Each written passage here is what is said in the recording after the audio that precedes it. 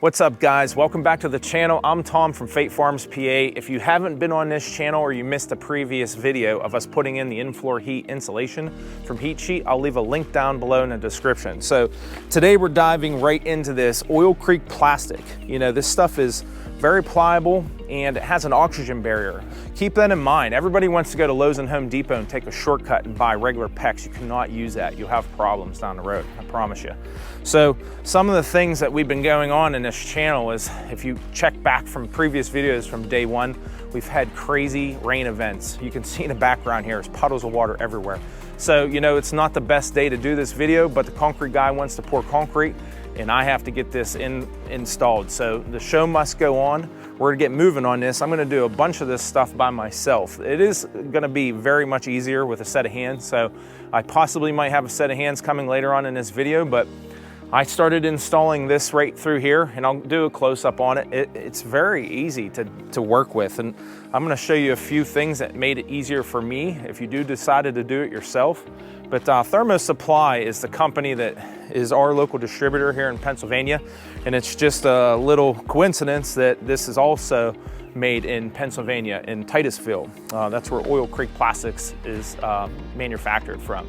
So I'm gonna take you over and show you, Thermo Supply did a whole engineer design on this whole project. I sent them prints of the house and then they did an overlay on it. So I'll take you over and show you that whenever they emailed it to me, I took it to a good friend of mine and we blew it up on a big paper and I stapled it to the side so we can go back and keep checking our measurements and our loops, because everything is very, very calculated. It's all done by gallons per minute. So you wanna make sure that you follow the directions instead of just winging it. So that's how you get the best bang for your buck here, because it's a very, very unique system whenever it comes down to having the proper flow and the proper temperatures running through this product. So let's go check it out and we'll get started here.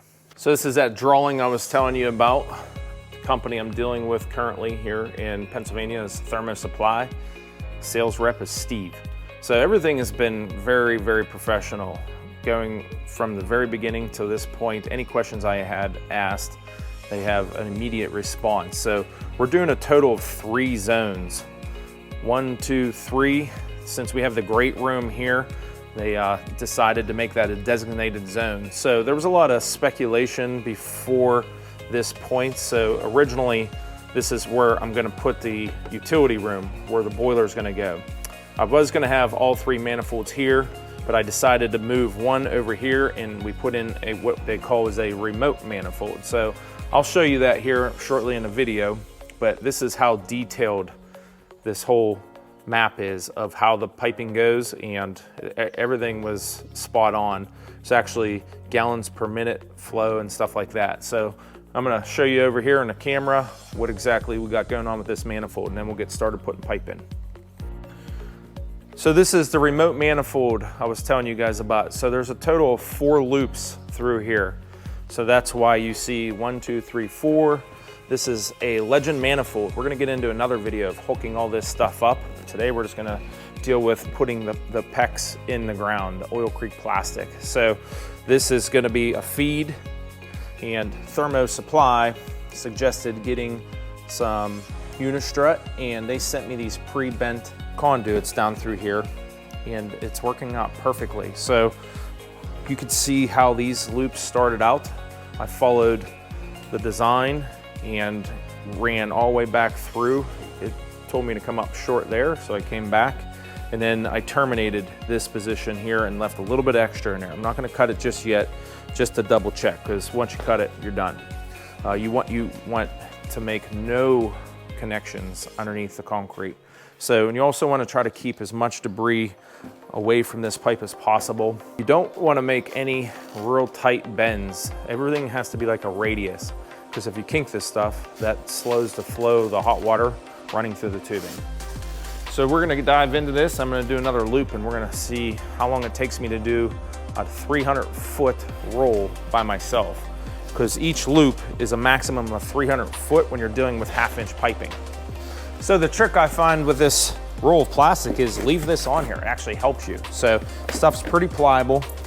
Find the end, keep this outer cover on, and then just set it off to the side here. So this is the feed and return of that loop. So we'll go 3 over.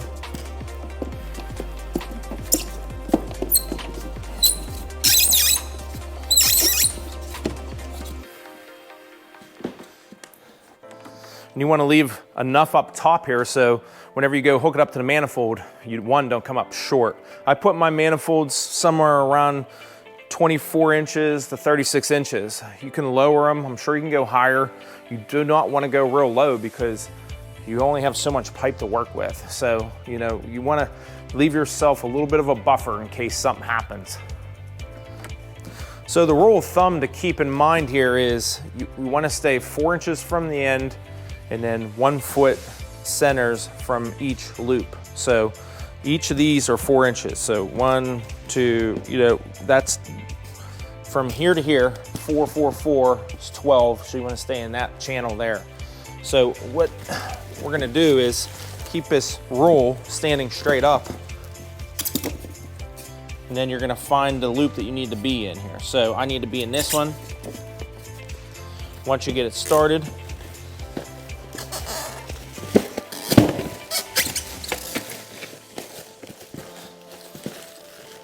what I do is I pull this out like this, and I was walking it in,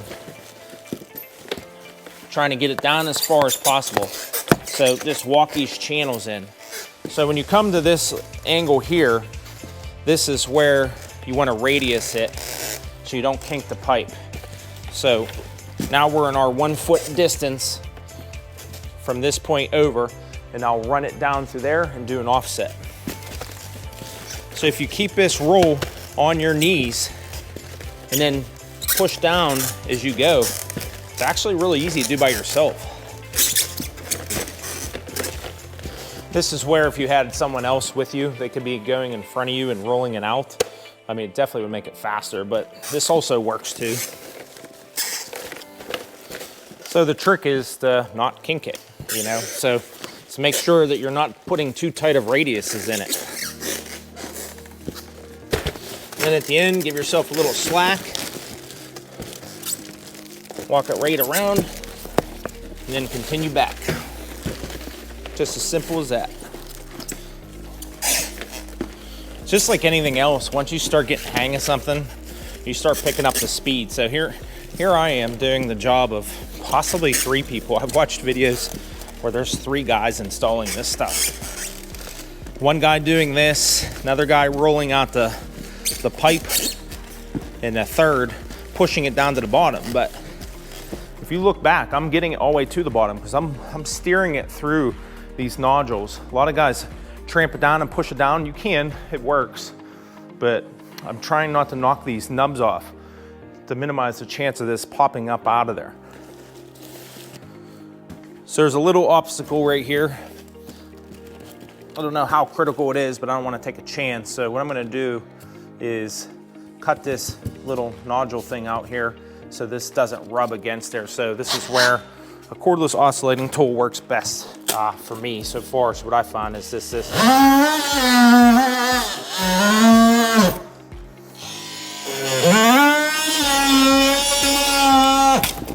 Pops right out.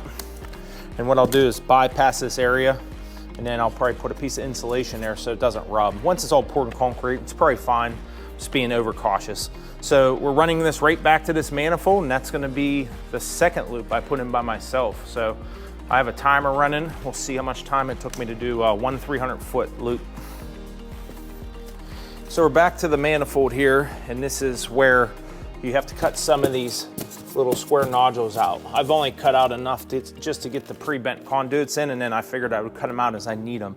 So this is my channel coming in, and I'm heading right for this conduit here. So I'll just cut this one out of the way.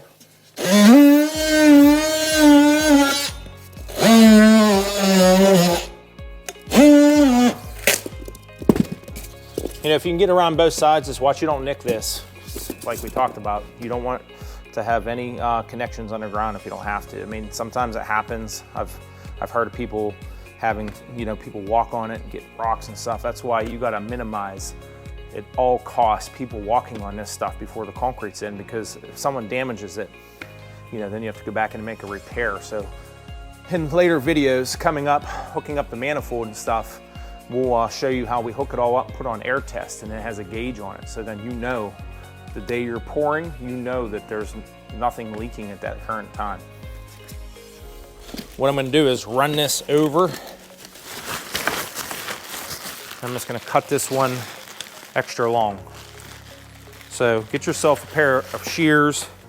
You can pick up a pair pretty cheap, Lowe's or Home Depot. I don't recommend cutting with a Sawzall or anything like that because that leaves burrs. This is a nice clean cut. So what we'll do is just back this up and push this up through that conduit.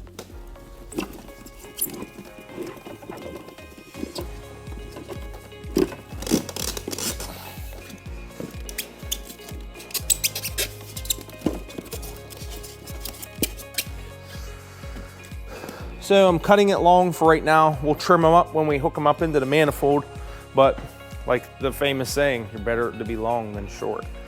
All right guys, so I just did one roll by myself and I timed it. So I went back to that map, the drawing that Thermo Supply gave me several times to reference to make sure I was going in the right directions, but one roll in 17 minutes, 20 seconds. So that was pretty impressive, especially as much time as I was taking going back to make sure I was doing it right. So yes, adding another person to this project would probably cut it down to about 10 minutes a roll because they could be referencing the drawing as you're rolling out the tubing to make sure that you're going into the right design.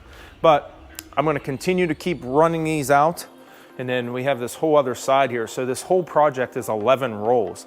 So if you just average 20 minutes a roll, you could do this whole project yourself in under 4 hours. So that's a pretty good time savings, especially whenever you get prices from contractors on installing this stuff. Because I know just from experience of building a house, you know, everybody's in business to make money and that's great. But if this is something that you can do, takes a little bit of time, you know, a husband and a wife team or, you know, two buddies throwing this pipe in and save yourself thousands of dollars.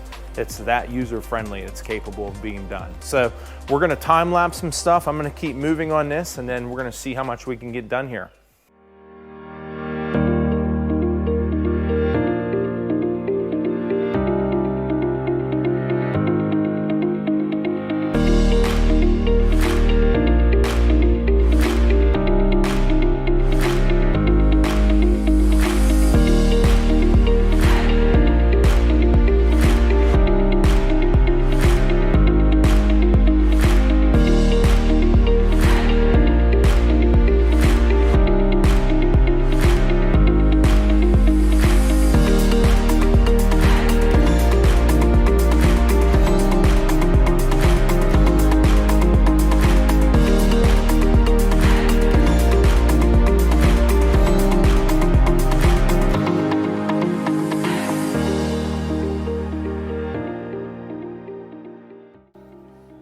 Just like that, guys, we're done. 3 hours. You could see from the time lapse, my buddy Brandon came out and gave me a hand, definitely picked up the pace. You could see that's the Legend manifolds. We'll be doing a video here in the future on hooking all that up, air testing all this before they pour the concrete. But this is a video of installing this Oil Creek plastic. It's definitely way faster than the old methods of zip tying it to wire mesh. Brandon had some experience of zip tying the old stuff, and he even said the same thing. He couldn't believe how fast this stuff was. So we followed that diagram pretty good from Thermo Supply.